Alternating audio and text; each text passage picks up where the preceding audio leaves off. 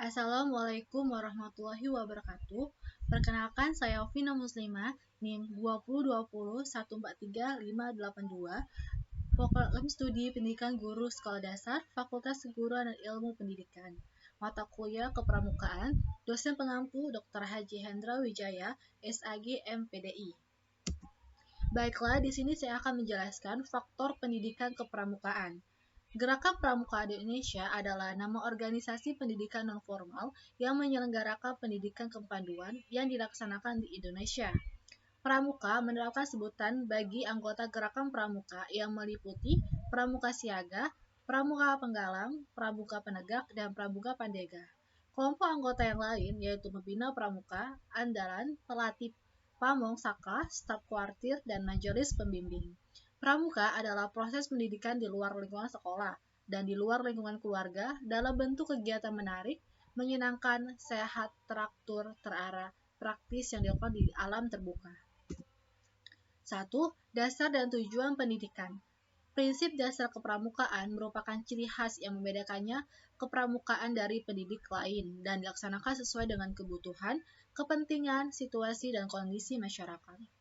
Prinsip dasar kepramukaan bersama nilai-nilai kepramukaan adalah norma hidup setiap anggota gerakan pramuka yang ditanamkan dan ditumbuh kembangkan kepada peserta didik melalui proses penghayatan oleh dan dari diri pribadi dengan bentuk bantuan tenaga pendidik atau anggota yang akan didik sehingga pengalamannya dapat dilakukan dengan inisiatif sendiri. Penuh kesabaran, kesadaran, kemandirian, kepedulian, tanggung jawab, serta keterikatan moral, baik sebagai pribadi maupun sebagai anggota masyarakat. Tujuan pendidikan kepanduan menurut Undang-Undang Republik Indonesia Nomor 12 Tahun 2010 tentang Gerakan Pramuka. Yang pertama, memiliki kepribadian beriman, bertakwa, berakhlak mulia, berjiwa patriotik, taat hukum, disiplin, menjunjung tinggi nilai leluhur bangsa, kecakapan hidup sehat jasmani dan rohani, serta kepedulian terhadap lingkungan hidup.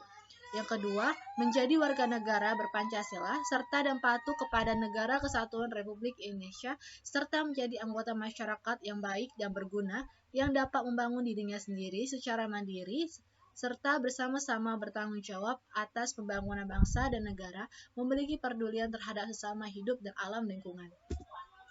2. Pendidikan anak atau peserta didik. Anak didik yaitu peserta didik yang terdapat dalam proses pendidikan. Dalam kegiatan kepramukaan, peserta didik yang mengikuti kegiatan penggalang, pandegak, dan pandega. Dalam setiap golongan peserta didik akan dikelompokkan menjadi beberapa kelompok. Adapun sebutan untuk golongan singgah adalah barung, golongan penggalang adalah regal, golongan penegak adalah sangga. Untuk pandega tidak ada ketentuan, hanya saja sering disebut reka. Memahami peserta didik merupakan sikap pembina pramuka, pelatih pembina dan pemimpin kuartir yang harus dimiliki dan dilakukan karena dengan mengetahui aspirasi atau tuntunan peserta didik dapat dijadikan bahan pertimbangan dalam penyusunan program peserta didik. Maka kegiatan kepramukaan akan dapat memenuhi kebutuhan dan minat mereka sehingga kegiatan kepramukaan yang disajikan menjadi kegiatan yang menarik dan menyenangkan. Yang ketiga, lingkungan pendidikan. Kepanduan lingkungan pendidikan adalah tempat berlangsungnya proses pendidikan melalui dari keluarga, sekolah, dan masyarakat. Sebab, bagaimana bila berbicara tentang lembaga pendidikan sebagai wadah berlangsungnya pendidikan, maka tentunya akan menyangkut masalah lingkungan di mana pendidikan tersebut dilaksanakan. Lingkungan pendidikan kepramukaan sama halnya dengan lingkungan pendidikan pada semestinya. Pendidikan kepramukaan dapat dilakukan dalam lingkungan keluarga, lingkungan sekolah, dan lingkungan masyarakat. Tetapi kegiatan kepramukaan lebih sering berada di luar, yang mana diharapkan dari kegiatan luar kelas ini siswa mampu belajar dari alam. Yang keempat, pendidikan karakter dan sistem AMONG.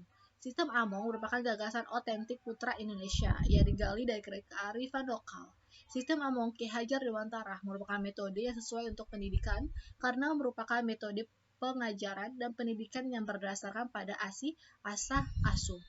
Cara mendidik dalam sistem AMONG itu tidak lain adalah memberikan kesempatan sebanyak-banyaknya kepada sang anak untuk membina disiplin pribadi dan untuk mengembangkan pribadinya secara wajar melalui pengalamannya, pemahamannya sendiri, dan usaha sendiri.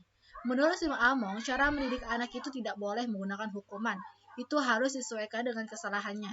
Hukuman itu semata-mata sebagai penebus kesalahan yang harus dialami karena perbuatannya dan bukan sebagai penebus kesalahan yang dialami karena perbuatannya. Hukuman haruslah merupakan akibat logis dari suatu perbuatan, sebagai buah yang harus dipetik dari hasil ditanamkan sendiri. Berdasarkan hal tersebut, sesuai dengan pendapat Ki Hajar Dewantara, yang menjelaskan hukuman itu harus dibatasi dengan 3 aturan. Yang pertama, hukuman harus selaras dengan kesalahannya. Yang kedua, hukuman harus dilakukan dengan secara adil. Yang ketiga, hukuman harus lekas dijatuhkan. Baiklah, sekian yang akan saya sampaikan. Saya akhiri. Wassalamualaikum warahmatullahi wabarakatuh.